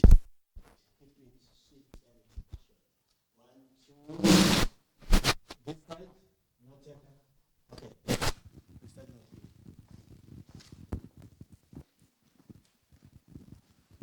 Good morning. My name is Barbara Ziane. I'm from the Gauteng Department of Economic Development. Okay, I wanted to ask this question to Ashla initially to say, how does she see, or how does DST see the role played by provinces towards contributing, I mean, in terms of contributing towards the white paper? How do we see that role unfolding? But also, then something comes into mind when OCC there presents to say that she needs to understand in terms of what opportunities for collaboration. So I thought, let me take this opportunity and just give a high-level outline of what we're doing at the provincial level. So we are in a process of revising the Gauteng Innovation Strategy. We are also in a process of barricading. There's this concept, okay, it's going, it will come back. But we have partnered, so there is these institutions, the Innovation Hub, it's ourselves as the department, it's Office of the Premier, is the Department of Economic Governance. We've come together, you know, as a planning team to jointly ensure that, you know, the provincial innovation system as it's been revised, you know, it talks to, you know, what is currently required domestically and globally. And I'm glad that we're attending this workshop, you know, to give us some sort of a sense of how do we then adopt this to suit our provincial dynamics, right? So these are the, you know, opportunities in terms of collaboration. I think we can actually use this as a platform. Yes, what I wanted to say is that we are launching, the Gauteng Provincial Forum as well. And I, again, see this playing out very well in terms of, you know, this becoming a platform for us to collaborate. So I'm going to be communicating, I think, with colleagues from the ST going forward just after this. Thank you. Lesser BRICS Manufacturing Working Group. My theme still remains on implementation. I'd like to start on a project level and ask, do we have any system that allows us to monitor lessons learned from a project management point of view? I think that's very important because we have great ideas, but somebody else needs to implement those as well. And the last one, in terms of questions, is a bit thorny. Do we have a scientific view of our political system? We need to be able to have that. We need to understand how it works, how to make recommendations, where it fits, so that we are not aggrieving each other in our pressurized situations to implement. Now, if we're even afraid to ask it, the question is, do we know what we're dealing with? Do we understand the tools and the powers of the persons that we're approaching? And are we packaging them the right way? I think he wants to also add in after. Okay. Okay, Natasha, responses? It's great to attend these sessions with your boss, because your boss can handle questions that you cannot respond to. But Leseja, just on your last point, what we know is that increasingly we're being asked, what is the contribution and the value and the impact of our investment in terms of improving the quality of life for the ordinary South African? I spoke about the 2016 resolution on the adoption of locally developed technologies. And when one reflects over the past 3 years, it may be subjective, but I think that more and more we're seeing at the political level more appetite and support as far as innovation is concerned. But over and above that, it's also the hard questions that come. If we have so many solutions that can respond to how we deliver basic services, and as an example, if we have more solutions that can support co-ops, why are we not seeing them? So there's pressure, there's buy-in at that level. But it's more in terms of now the doers, us, who are responsible to do, to make sure that, there's policy coherence and alignment, that you don't have a sector that invests in the development of technologies and a sector that can potentially absorb those technologies but find that your procurement legislation becomes a hindrance. In terms of project management, we know that there's a range of projects that have been implemented beyond the DST by other departments, by other partners in the non-state sector. We've learned, where evaluations have been done, we've learned key lessons. But one of the key lessons that we know is that because you are working in a space that is not linear, that is complex, as a country, one of the things that we need to develop is the art, the discipline, the skill of complex project management. Because where we are, you need that as a skill, and we don't have, I'm not just going to say we don't have enough, but it's something that we need to improve. We welcome the comment from Gauteng, and we'll be following up. And yeah.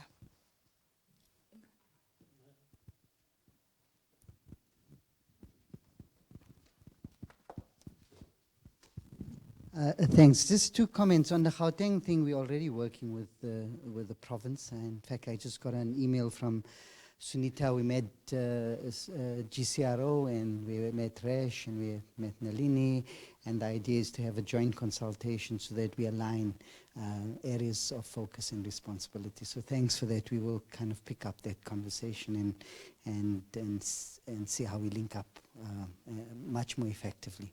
On the issue of do we have science behind politics, in fact a lot.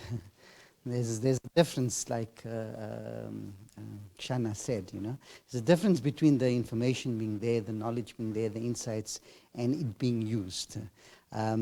But what I can kind of give a clear sense is that there's a much greater focus now on evidence-based policy making.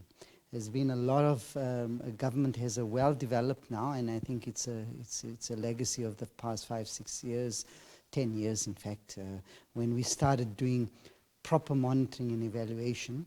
And we have a series of evaluations on our big programs, and a lot of it is around the question of the policy-making process in itself, and how politics either hampers or enhances this.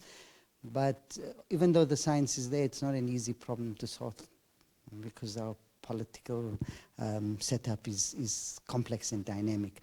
So it's not the lack of science, it's trying to use that science effectively and then taking the lessons from those.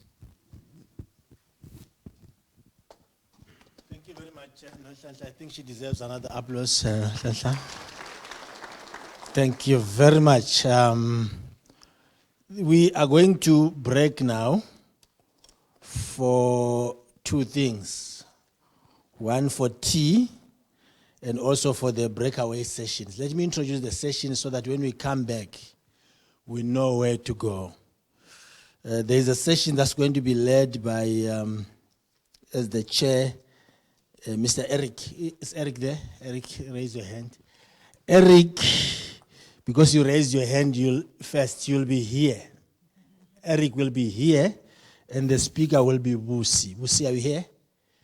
Busi is here. Eric and Busi's group will be here, and they will be speaking on innovation for local economic development. And then Ephraim. Where is Ephraim? Ephraim, because he raised his hands last, he will move out of this place to a venue. Where is the venue? Conference 2, just around the corner. And you will be assisted to find Ephraim and Tsepang. Sepang, are you here? He's not, yeah? Nonhlanhla will take the place of Sepang. So Nonhlanhla again will be with Ephraim in number 2. So we must be there at 11:15 so that we catch on time. But tea is at the venue where you got tea when you came in. We'll also ring a bell. We apologize for that. It's not at school, but we'll remind through a bell. And lastly, there's an announcement. Somebody just bought me a new car, and this I've been looking for a long time. So if you want to take it away from me, come and claim your car. Thank you very much. Break time. We meet at 11:15 in the 2 different venues. Enjoy your tea.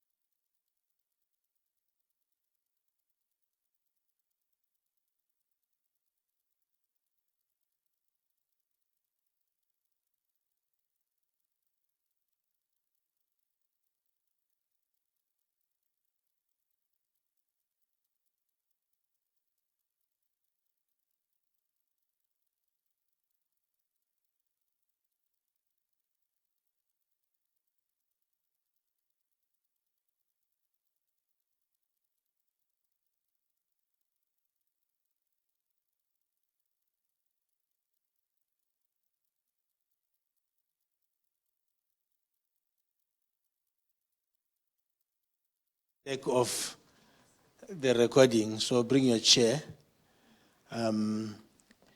Here, Eric, and then you start, Eric, because we are here, and then Ephraim would also follow. So to condense the amount of time that was spoken into less time, give me a second to gather my thoughts. I think that overall, by way of summary, we would provide some network diagrams electronically based on the questions and answers during the session. I think there was a balance of people that have got existing initiatives that align with innovation for or within local economic development. Some of them concern medicinal plants, 6 sectors that the DST is already involved in. But other people have widened the scope to focus on baselines and acknowledging what people already do and working from that as the basis for various government departments to effectively plan and work together. So I can go through the details, but we have taken the notes and we can provide them electronically in a format that may be of help to people.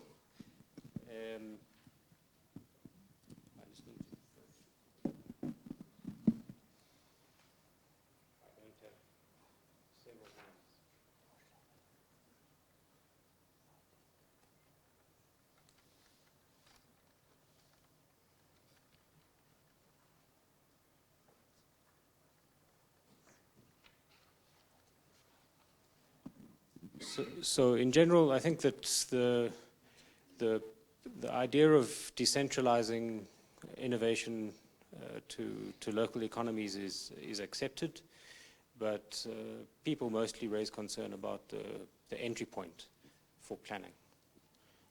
There are Kochter and other SALGA as organizations nationally maybe could provide a way for planning to be coordinated.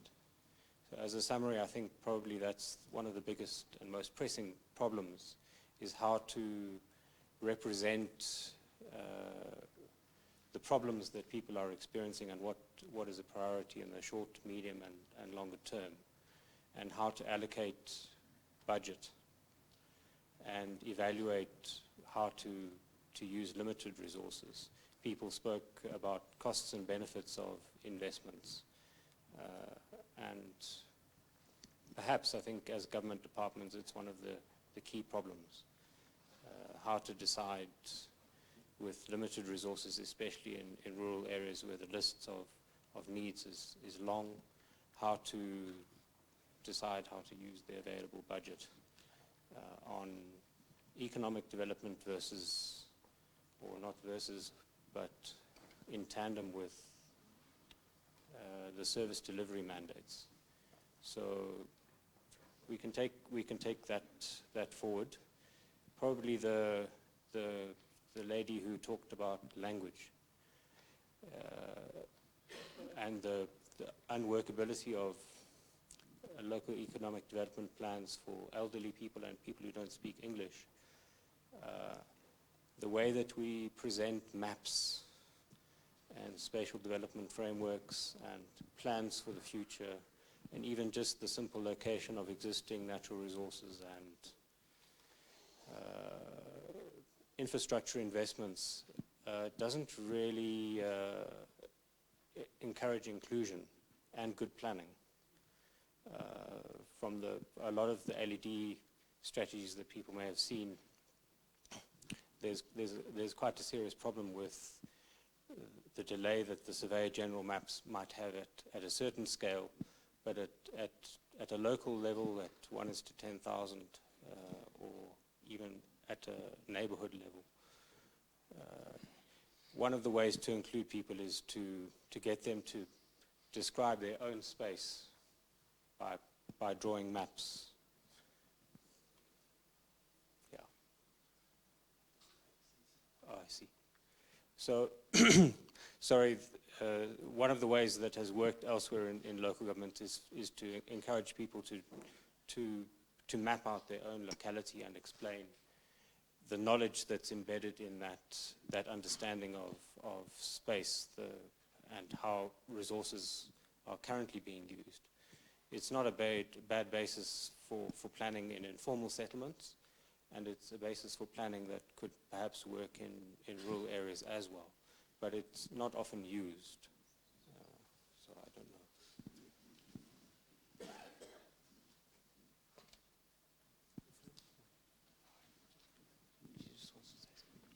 I just want to add one point. Thanks, Eric, for that summary.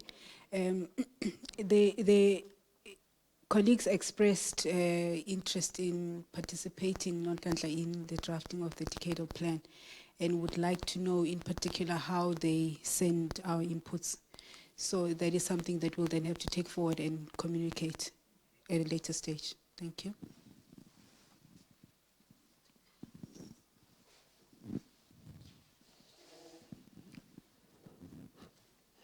Good afternoon, colleagues.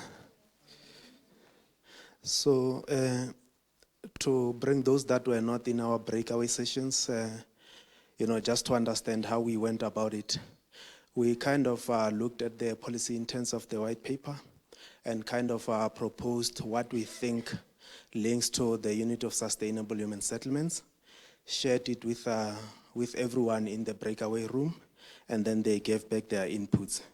I would not go through the policy intents, but one of the proposed some of the proposed key interventions were sort of the grassroots innovation program, the technology acquisition and deployment fund, smart cities and green villages, innovation for basic services delivery, and investment in ICT for development.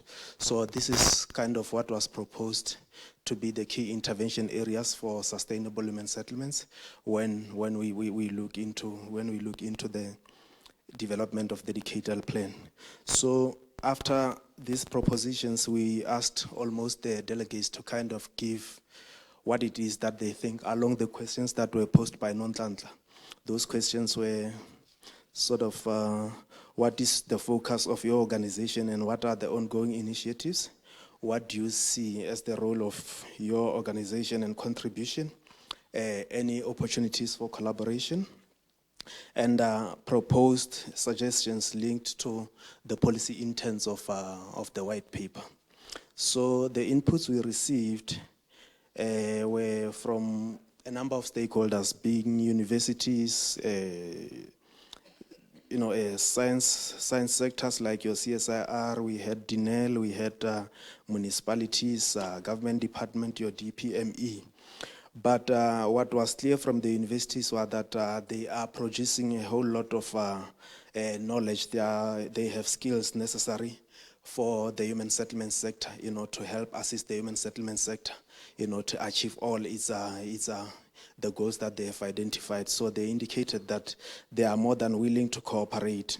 Somebody even indicated that, there are a whole lot of lecturers that are actually teaching and are not necessarily able to come on to research. So government should find a way to support those lecturers so that they can be able to start using that, research products that are being produced from the research areas, and so that they can produce, a capable public servants. So they were saying we should find a way of supporting the lecturers that are involved in teaching, not necessarily involved in research, because university has got dual mandate, which is teaching and learning, and then there is another mandate of research. And then we received another input that there are high-end technologies in the sectors, but what is missing is, I want the name, innovation forums. The person indicated that there are a whole lot of challenges on the grounds at municipal level. There are a whole lot of solutions, but there isn't any forums at a local level where innovators can be able to meet with the relevant stakeholders, your universities, your municipalities. So they propose that there should be those kind of forums so that innovators or people who've got technologies can be able to understand the challenges that are being experienced at a local level and see how can they best cooperate with those municipalities. And we learned that there is a lot of innovation hidden in PhD and master's theses, which has not been taken advantage of because there is no funding to take those innovations forward. So the proposal was that if the white paper on science and technology is about innovation, let's just find a way to mine those are PhD and master theses because they've got a lot of innovation, but that innovation has not yet been tapped into because it was just for acquiring qualification and people left it. So we can find a lot of innovations in those theses.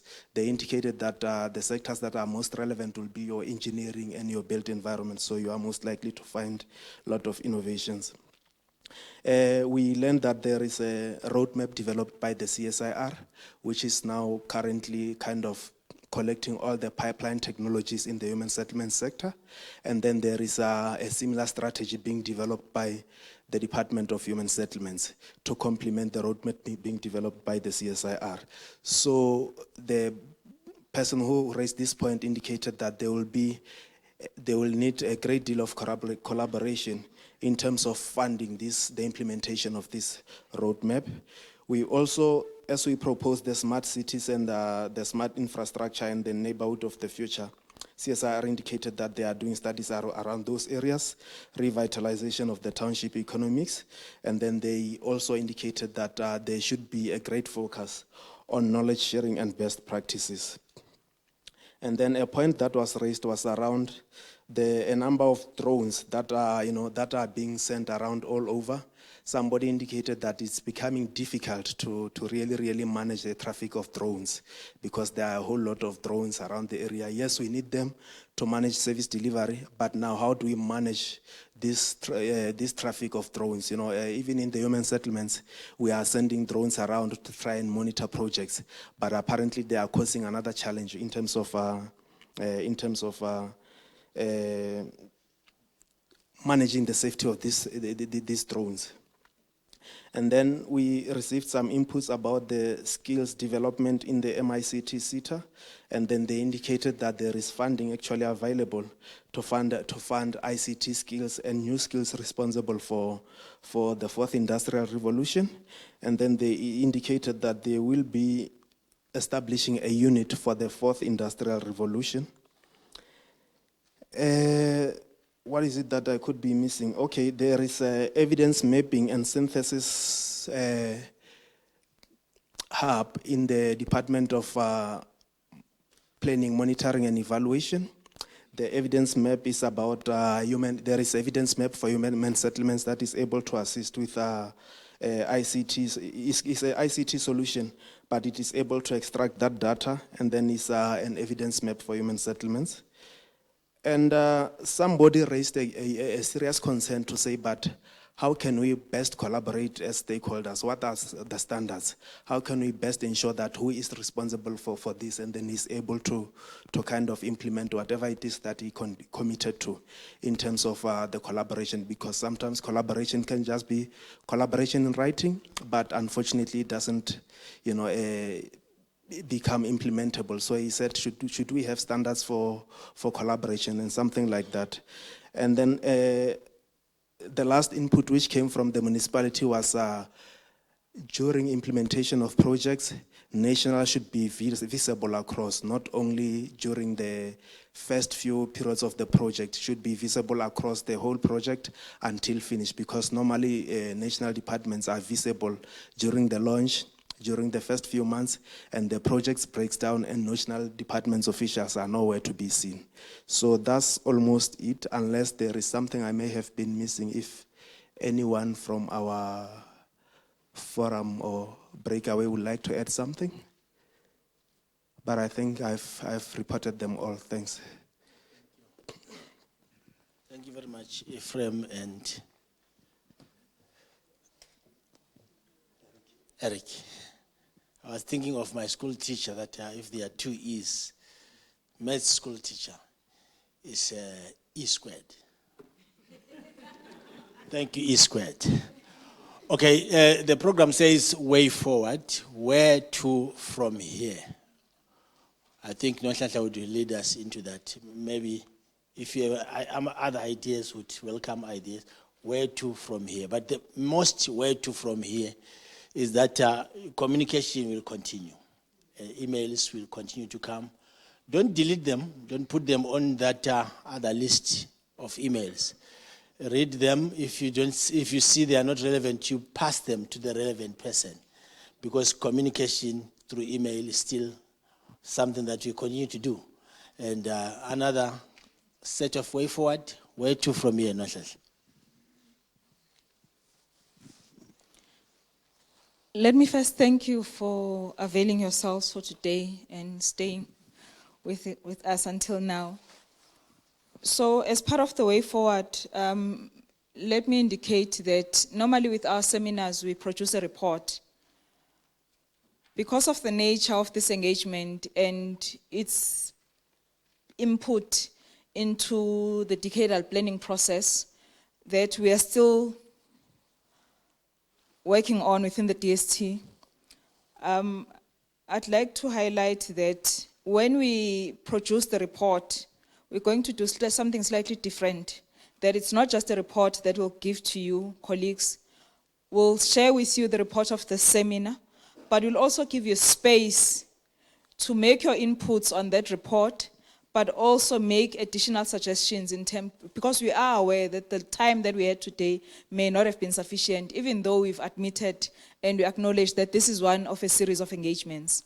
So the ASAF colleagues have confirmed that the draft report for this session will be available by the 23rd of July.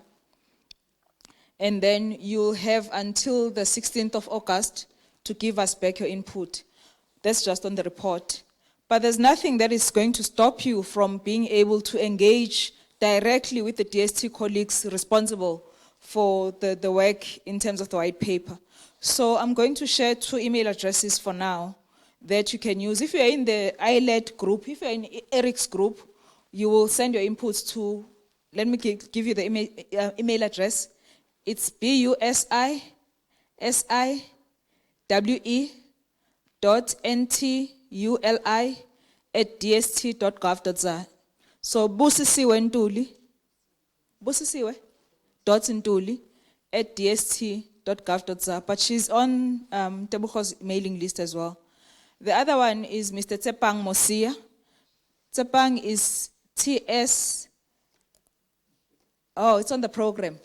So it's tsepang.msia@dst.gov.za. You see, it's hunger now.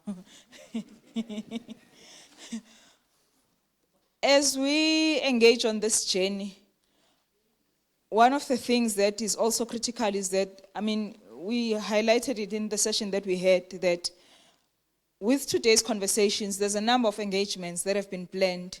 For example, we have a session that we will jointly be hosting with SALCA, the South African Local Government Association, and the Department of Cooperative Governance on smart cities, clarifying the concept. So we will be inviting you to a number